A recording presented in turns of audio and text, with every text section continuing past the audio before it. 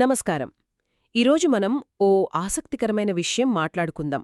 అదేంటంటే, మనం వేసుకునే మందులు చిన్న మాత్రైనా, ఓ సిరపైనా మన ఒంట్లోకి వెళ్ళాక అసలు ఏం చేస్తాయి, ఎక్కడికి వెళ్తాయి, అవి ఎలా పనిచేస్తాయో కొంచెం లోతుగా చూద్దాం. ఇది మనందరికీ అవసరమైన విషయం కూడా, మన ఆరోగ్యం గురించి కదా. అవును, ఖచ్చితంగా. ఈరోజు మన చర్చకు ఆధారం రాజమండ్రి జిఎస్ఎల్ వైద్య కళాశాల కంటెంట్ రైటర్ పెద్దాడ నవీన్ గారు రాసిన ఒక ఆర్టికల్. ఆయనక్కడి ఫార్మకాలజీ నిపుణులతో మాట్లాడి ఆ వివరాలతో దీన్ని రాశారంట. ఆహా, మంచి విషయం. మన లక్ష్యం కూడా అదే. ఈ మందుల ప్రయారం ఎలా ఉంటుందో అర్థం చేసుకోవడం, దానివల్ల మనకు పేషెన్స్గా అవగాహన పెరగడం. ఆలోచించండి, చిన్న టాబ్లెట్ వేసుకుంటాం, దానికెలా తెలుసు ఎక్కడికి వెళ్ళాలి, ఏం చెయ్యాలి అని? దాని వెనుక ఉన్న సైన్స్ ఏంటో చూద్దాం, సరేనా? తప్పకుండా. అయితే ఈ మందుల ప్రయాణంలో ఆ పెద్దాడ నవీన్ గారు చెప్పినట్టు ముఖ్యంగా 5 దశలుంటాయంట. మొట్టమొదటిది అబ్జార్ప్షన్, అంటే శోషణ. శోషణ, అవును. అంటే ఇప్పుడు మనం మాత్ర వేసుకున్నా, సిరప్ తాగినా అది కడుపులోకి వెళ్ళి, ఆ తర్వాత చిన్న ప్రేగుల్లోకి, అక్కడ్నుంచి రక్తంలోకి ఎలా కలుస్తోంది, అదంతా ఈ దశలో జరుగుతోంది. కరెక్ట్. అదే ఇంజెక్షన్ అయితే అది కొంచెం తేగా కదా. అవును, ఇంజెక్షన్ అయితే దాదాపుగా నేరుగా రక్తంలోకే వెళ్తుంది. అంటే ఈ కడుపు ప్రేగుల ప్రక్రియ కొంత తప్పుతుంది. ఓ, అందుకే ఇంజెక్షన్ ఫాస్ట్గా పనిచేస్తుందా? ఆ, చాలా సందర్భాల్లో అందుకే. చూడండి, ఈ శోషణ అనేది మందు ఎంత వేగంగా, ఎంత మొత్తంలో రక్తంలోకి వెళ్తుందో నిర్ణయిస్తుంది. మనం మందు ఎలా తీసుకుంటున్నాం? నోటి ద్వారానా, ఇంజెక్షనా, స్కిన్ పైన రాసుకుంటున్నామా? దీన్ని బట్టి ఆ శోషణ వేగం శాతం మారుతుంది. అంటే ఇప్పుడు బాగా నొప్పిగా ఉంటే ఇంజెక్షన్ ఇస్తారు కదా, అది ఇందుకేనా? అంతే, త్వరగా రిలీఫ్ రావాలి కాబట్టి. కొన్నిసార్లు మందు నోటి ద్వారా తీసుకుంటే కడుపులో యాసిడ్ వల్ల కొంత పాడైపోవచ్చు కూడా. ఇంజెక్షన్లో ఆ సమస్య ఉండదు. సో మందులో రకరకాల రూపాల్లో ఎందుకుంటాయో దీన్ని బట్టి అర్థం చేసుకోవచ్చు. ఒక్కోదానికి ఒక్కో కారణం అవసరం ఉంటుందన్నమాట. అర్థమైంది. సరే, ఇప్పుడు మందు రక్తంలో కలిసింది, తర్వాతేంటి? అది ఎక్కడికి వెళ్తుంది? దాన్నేమంటారు? అది రెండో దశ, డిస్ట్రిబ్యూషన్, అంటే పంపిణీ. పంపిణీ అంటే డెలివరీ లాగనా? దాదాపుగా అంతే. రక్తమనేది ఒక హైవే అనుకోండి. ఈ హైవే ద్వారా మందు శరీరంలో వివిధ ప్రాంతాలకు, టిష్యూలకు, అవయవాలకు చేరుకుంటుంది. కొన్ని మందులు బ్రెయిన్కి వెళ్ళాలి, కొన్ని కిడ్నీలకి, కొన్ని గుండెకి. ఇలా వాటి లక్ష్యాన్ని బట్టి ఈ పంపిణీ జరుగుతుంది. అంటే కొన్ని మందులు కొన్ని అవయవాలకే వెళ్తాయా? అవును, కొన్ని స్పెసిఫిక్గా కొన్ని అవయవాలనే టార్గెట్ చేస్తాయి, కొన్ని మాత్రం శరీరమంతా వ్యాపిస్తాయి. ఇది ఆ మందు యొక్క కెమికల్ నేచర్ మీద, అంటే అది కొవ్వులో కరుగుతుందా, నీళ్లలో కరుగుతుందా అనే దానిమీద, ఇంకా ఆ అవయవాలకు బ్లడ్ సప్లై ఎంతుంది అనే దానిమీద ఆధారపడి ఉంటుంది. ఓ, అందుకే చూడండి, డాక్టర్లు డోస్ విషయంలో, టైమింగ్ విషయంలో అంత పర్టిక్యులర్గా ఉంటారు. సరైన మోతాదులో మందు సరైన టైంకి దాని టార్గెట్ ప్లేస్కి చేరాలి. అప్పుడే కదా అది పనిచేసేది. ఇది చాలా ముఖ్యం రోగికి తెలియడం. నిజమే, డోస్ అటూ ఇటూ అయితే సమస్య వస్తుంది. సరే, డెస్టినేషన్కి రీచ్ అయింది, ఇప్పుడు అసలు పని మొదలవ్వాలి కదా. ఎస్, అదే మూడో దశ, యాక్షన్, అంటే చర్య. ఇక్కడే అసలు మ్యాజిక్ జరిగేది. మ్యాజికా అంటే? అంటే మందు దాని టార్గెట్ని చేరుకున్నాక అక్కడ ఏం చేస్తుందో అదే ఈ యాక్షన్. ఆ టార్గెట్ మన శరీరంలో ఉండే హార్మోన్లు కావచ్చు, ఎంజైమ్స్ కావచ్చు, లేదా సెల్స్ పైన ఉండే రిసెప్టార్స్ కావచ్చు. కొన్నిసార్లు మన శరీరంలోకొచ్చిన బ్యాక్టీరియా లాంటి బయటివి కూడా కావచ్చు. ఓ, పెద్దాడ నవీన్ గారి ఆర్టికల్లో యాంటీబయాటిక్స్ గురించి చెప్పారు, అవి బ్యాక్టీరియాని చంపేస్తాయని.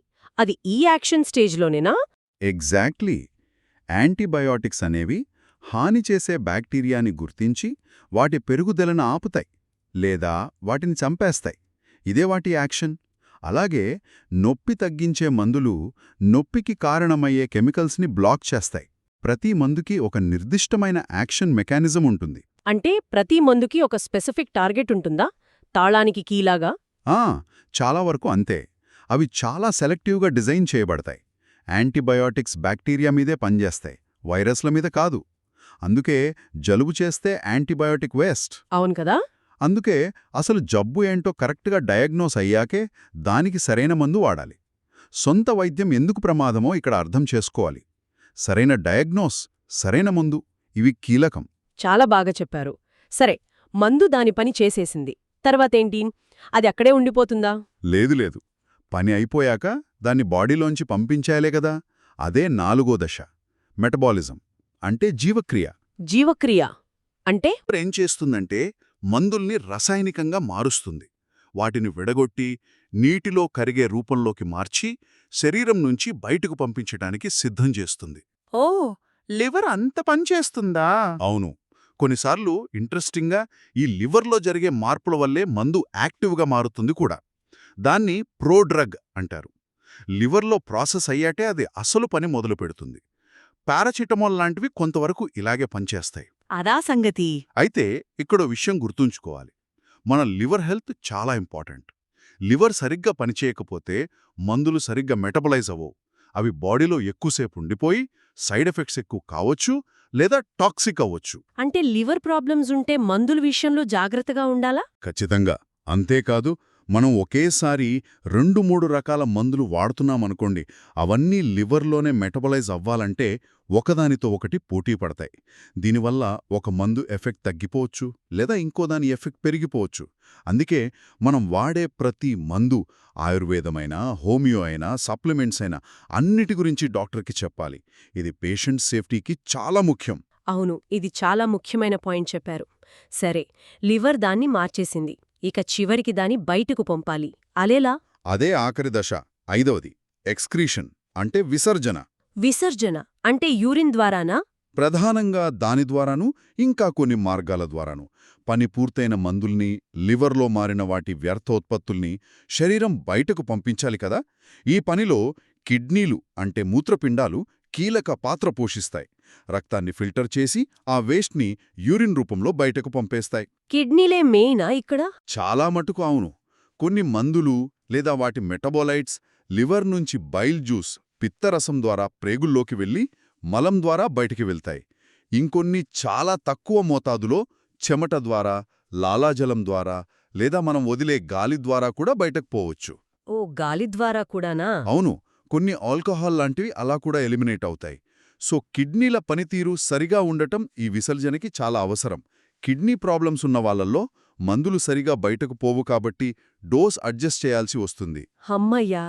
ఇదండి సంగతి. శోషణ, పంపిణీ, చర్య, జీవక్రియ, విసర్జన. అబ్బా, ఒక చిన్న మాత్ర వెనుక ఎంత కథ ఉందో! ఇదంతా తెలుసుకోవటం బాగానే ఉంది కానీ, నవీన్ గారు చెప్పినట్టు పేషెంట్గా మనకు దీనివల్ల అసలు ఉపయోగమేంటి ప్రాక్టికల్గా? చాలా ఉపయోగముంది. ఈ ప్రాసెస్ అర్థమైతే మనం మందుల విషయంలో చాలా జాగ్రత్తగా ఉంటాం. మొదటిది డోసేజ్. డాక్టర్ చెప్పిన డోస్, చెప్పిన టైంకే ఎందుకు వేసుకోవాలో ఇప్పుడు క్లియర్గా అర్థమవుతుంది కదా. అవును. డోస్ ఎక్కువైతే లివర్, కిడ్నీలపై భారం పడి టాక్సిక్ అవ్వచ్చు. డోస్ తగ్గితే అసలది పనిచేయాల్సిన చోట ప్రభావం చూపించకపోవచ్చు, వేస్ట్ అవుతుంది. కరెక్ట్. రెండోది యాంటీబయాటిక్ కోర్స్. చాలామంది ఏం చేస్తారంటే యాంటీబయాటిక్స్ వాడగానే 2-3 రోజుల్లో జ్వరం, నొప్పి తగ్గుతాయి, అంతే తగ్గిపోయింది గదా అని మానేస్తారు. చాలామంది చేస్తారలా. కానీ అది చాలా ప్రమాదం. ఎందుకంటే లక్షణాలు తగ్గినంత మాత్రాన బాడీలో ఉన్న బ్యాక్టీరియా మొత్తం పోయినట్టు కాదు. బలహీనపడిన కొన్ని బతికే ఉంటాయి. మనం మందు ఆపేస్తే అవి మళ్ళీ పుంజుకొని ఈసారి యాంటీబయాటిక్కి లొంగకుండా తయారవుతాయి. దాన్ని రెసిస్టెన్స్ అంటారు. అంటే ఆ మందు ఇంక పని చేయదనమాట. పనిచేయదు. అది ఆ వ్యక్తికే కాదు, సమాజానికి కూడా ప్రమాదం. ఆ రెసిస్టెంట్ బ్యాక్టీరియా ఇతరులకు సోకితే వాళ్లకి ఆ మందు పనిచేయదు. అందుకే డాక్టర్ ఎన్ని రోజులు వాడమంటే అన్ని రోజులు. లక్షణాలు తగ్గినా సరే కోర్స్ కంప్లీట్ చేయాలి. ఇది పేషెంట్కి తప్పక తెలియాల్సిన విషయం. ఇది చాలా ముఖ్యం నిజంగా. ఇంకేంటి? మూడోది ఇంటరాక్షన్స్ అంటే పరస్పర చర్యలు. మనం తినే ఫుడ్, తాగే డ్రింక్స్, ముఖ్యంగా ఆల్కహాల్, వేరే ఇతర మందులు, ఇవన్నీ మనం వాడుతున్న మెయిన్ డ్రగ్ పనితీరును మార్చేయొచ్చు. ఆహారం కూడానా? అవును. కొన్ని మందుల్ని ఖాళీ కడుపుతో వేసుకోవాలి, అప్పుడే బాగా అబ్జార్బ్ అవుతాయి.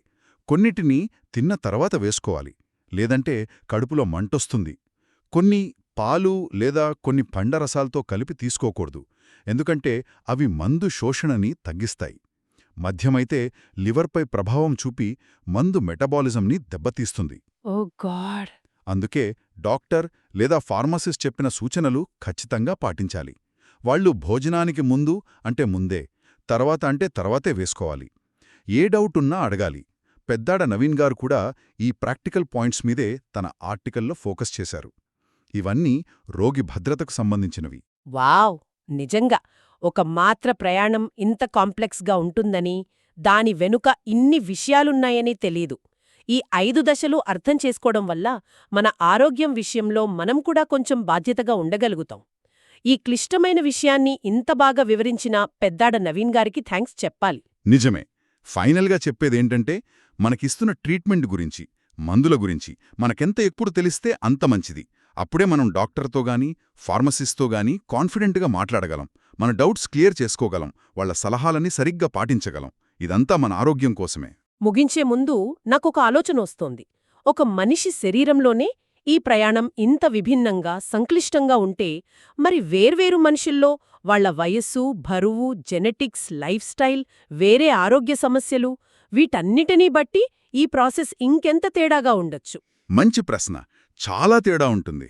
భవిష్యత్తులో పర్సనలైజ్డ్ మెడిసిన్ అంటారు కదా, అండి. అంటే ప్రతి వ్యక్తికి తగ్గట్టు మందులివ్వడం. అవును. దానికి ఈ అవగాహన ఎలా ఉపయోగపడుతుంది?